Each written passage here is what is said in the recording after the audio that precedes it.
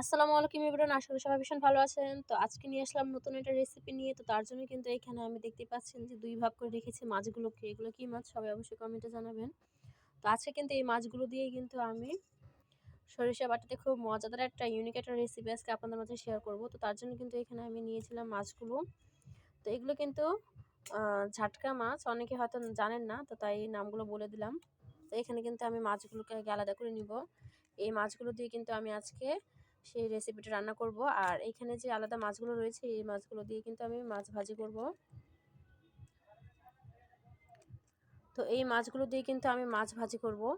তো এখন এগুলো কিন্তু আগে আমি ভালো মতো সুন্দর মতো কেটে ধুয়ে পরিষ্কার করে নিয়েছিলাম। এখন কিন্তু এগুলোকে একটু পানি ঝরানোর জন্য রেখে দেবো কিছুক্ষণের জন্য। পানিগুলো ঝরে গেলেই কিন্তু আমি এই মাছগুলো ভাজি করব। আর এই মাছগুলো দিয়ে কিন্তু আজকে আমাদের সেই ইউনিক রেসিপিটা রান্না করা হবে। তো তার জন্য কিন্তু এখানে আমি আগে ভালো মতো সুন্দর মতো মাছগুলোকে কেটে ধুয়ে পরিষ্কার করে রেখেছিলাম। তো এখন কিন্তু আমাদের দরকার সবার আগে ধনেপাতা। এখানে কিন্তু আমি ক্ষেত থেকে ধনেপাতা নিয়ে আসছিলাম। এখন এগুলোকে ভালো মতো আগে একটু পরিষ্কার করে নিই। তারপরে দেখাচ্ছি কিভাবে কি করি। তো আমি কিন্তু এখানে আগে ধনেপাতাগুলোকে কেটে নিয়েছি। এখন এগুলোকে ভালো মতো আগে পানি দিয়ে ধুয়ে নিব। আর এইখানে কিন্তু নিয়েছি আজকে যেহেতু সর্ষে বাটা দিয়ে রান্না করব, তো এখানে নিয়েছিলাম জিরা আর সর্ষে বাটা। এখন এগুলোকে আগে ভালো মতো পেস্ট তৈরি করে নিব। তো সব কিছু রেডি। এখন আগে এগুলোকে বাটবো পাটায়, আর এগুলোকেও একটু ব্লেন্ড করে নিব আর কিছুটা রেখে দিব তরকারিতে দেওয়ার জন্য পরে দিয়ে। আর এখানে আছে কিছু কাঁচামরিচ, সেগুলোকে আমি একটু ব্লেন্ড করে নিব। ভালো মতো আগে ধুয়ে নিই, তারপরে কিন্তু এগুলোকে আমি ব্লেন্ড করে দেখাবো। তো আমাদের এটা কিন্তু একদম রেডি। এখন এটা ব্লেন্ড করে দেখাবো একসাথে সব কিছু। তো এখন কিন্তু কাঁচামরিচগুলোকেও আমি এর সাথে দিয়ে দিব ব্লেন্ড করতে। সবগুলো দিব না, অল্প কয়েকটা দিব মাত্র। আর দিয়ে দিব কিছু ধনেপাতা।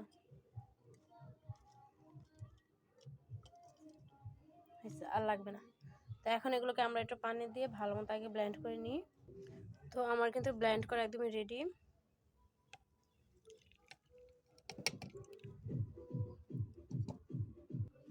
তো পাটাতেই কিন্তু আমি আজকে এইগুলো বাটবো। তার আগে কিন্তু ভালো মতো আগে ধুয়ে পরিষ্কার করি, তারপরে কিন্তু বেটে দেখাচ্ছি। তো আমি কিন্তু এইখানে কড়াইটা গরম করতে বসায় দিচ্ছি। এখন গরম হওয়ার পরে কিন্তু আমরা এর ভিতরে মাছগুলোকে ভেজে নিব। আর এখানে কিন্তু মাছগুলোকে নিয়ে নিয়েছি। এখন এর ভিতরে এক এক হলুদ মরিচ সব কিছু দিয়েই কিন্তু মাছটাকে আগে ভালো মতো মাখিয়ে তারপর ভাজা শুরু করব। তো এখন কিন্তু আমরা এর ভিতর দিয়ে দেবো মরিচের গুঁড়া,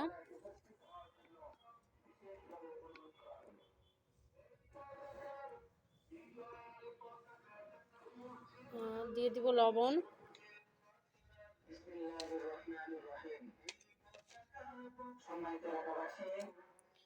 আর দিয়ে দেবো হলুদের গুঁড়া।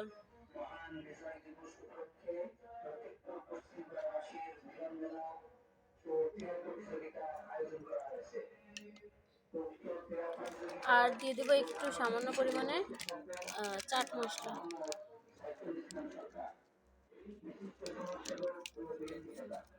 এখন আগে তেলটা গরম করতে দিয়ে দেবে ভিতরে।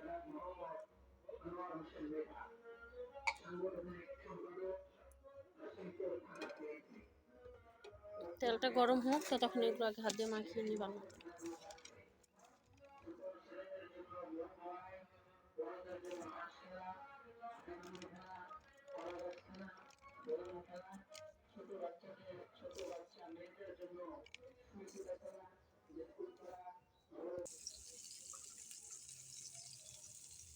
তো মাছগুলোকে কিন্তু এখন আস্তে আস্তে করে এক পিঠ ও পিঠ করে ভেজে নিব।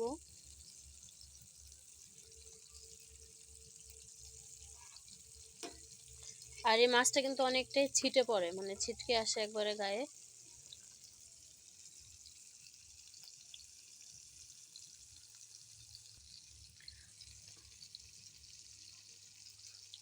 আস্তে আস্তে করে এপিট ওপিট ভালো মতো আগে ভেজে নিব, তারপরে কিন্তু আমরা রান্না করব। আর এগুলো কিন্তু খাওয়ার জন্য, এগুলো রান্না করার জন্য না।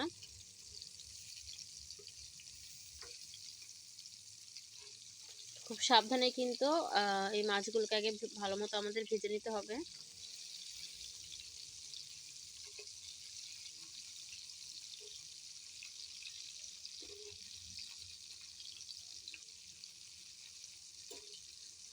আর ঘ্রাণটাও কিন্তু ইতিমধ্যে খুব সুন্দর চলে আসছে। মাছ ভাজাটা ফ্লেভার বা ঘ্রাণটা কিন্তু অসাধারণ লাগে।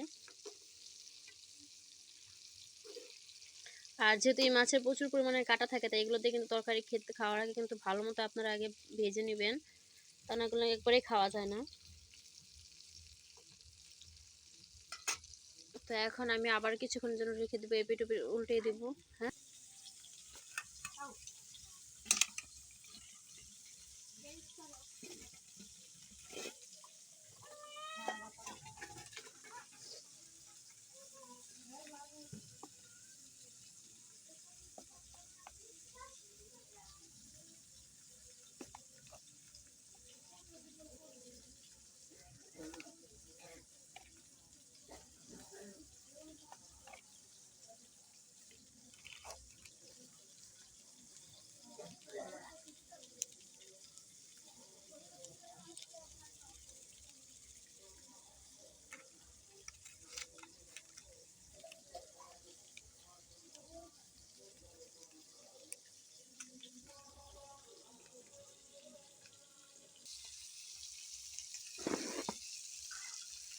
তো এখন কিন্তু আস্তে আস্তে মাছগুলোকে উল্টে পাল্টে আগে ভেজে নিব।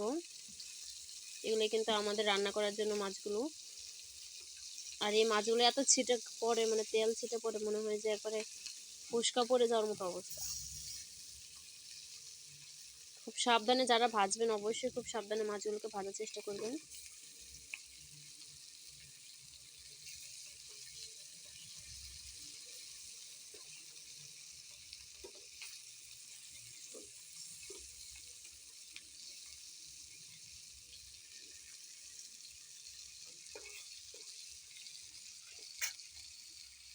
তো এইভাবে কিন্তু উল্টে পাল্টে আগে ভালো মতো মাছগুলোকে আমি ভেজে নিব। তো আমি কিন্তু এখন একটা একটা করে আগে মাছগুলোকে তুলে নিব, কারণ অতিরিক্ত ভাজার প্রয়োজন নেই, যেহেতু আমি এটা রান্না করবো মাছগুলো।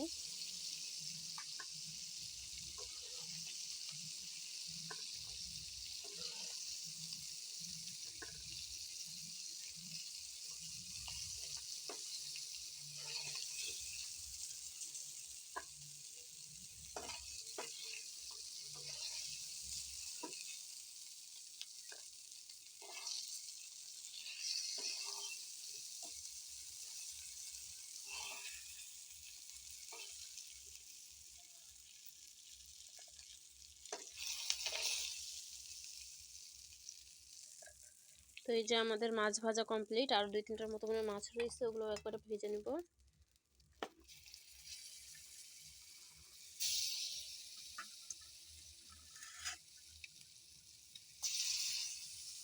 তো আমাদের কিন্তু মাছ ভাজা শেষ। তো এখন এই কড়াইতে কিন্তু আমরা তরকারিটা রান্না করব। তো এখন এর ভিতরে আগে দিয়ে দেবো তেল। তেলটা দেওয়ার পরে কিন্তু আমরা এর ভিতরে একে একে দিয়ে দেব এই যে সেই আমাদের এখানে আছে ধনেপাতা, আর হলো কাঁচামরিচ বাটা, আর এখানে আছে পেঁয়াজ রসুন বাটা, আর এইখানে হলো জিরা আর সর্ষে বাটা। তো এখন আগে ভালো মতো একে করে মশলাগুলোর ভিতর দিয়ে দিব। তো এখানে কিন্তু আমি পেঁয়াজ রসুন সবই দিয়ে দিব।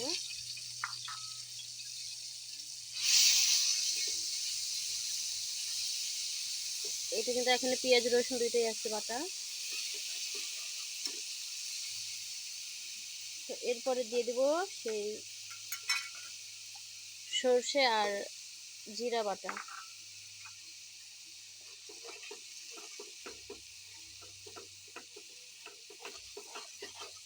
আর এরপরে কিন্তু এখন দিয়ে দিব সেই ধনেপাতা আর কাঁচামরিচ বাটা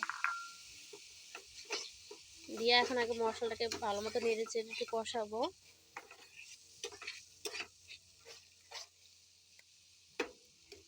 এখন কিন্তু এর ভিতরে দিয়ে দিব হলুদ 1 চামচের মতো, লবণ,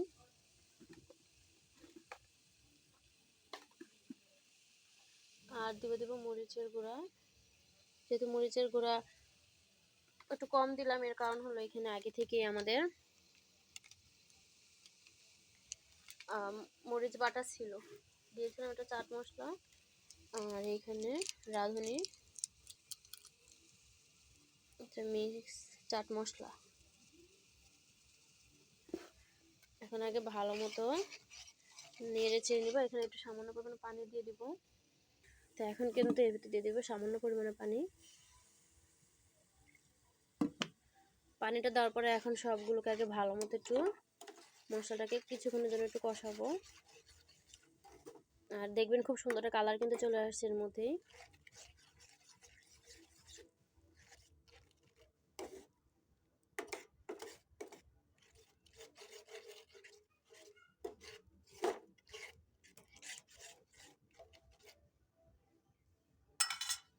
এখন এটা একটু কষানোর জন্য রেখে দিব প্রায় 5 থেকে 6 মিনিটের জন্য। ঠিক যখন এরকম বলক দেওয়া শুরু করবে তখনই কিন্তু আমরা এর ভিতরে মাছগুলোকে দিয়ে দিব।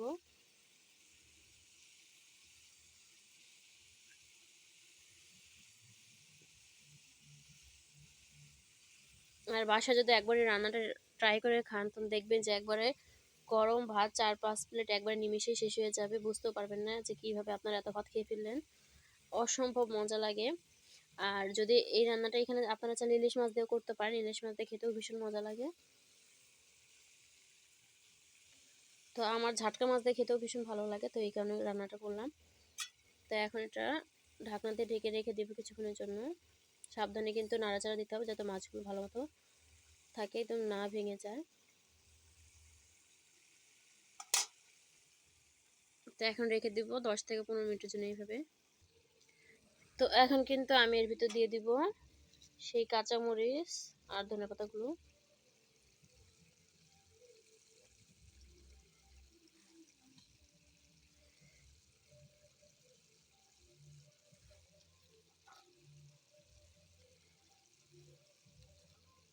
আর দিয়ে দেবো সামান্য পরিমাণে একটু পানি।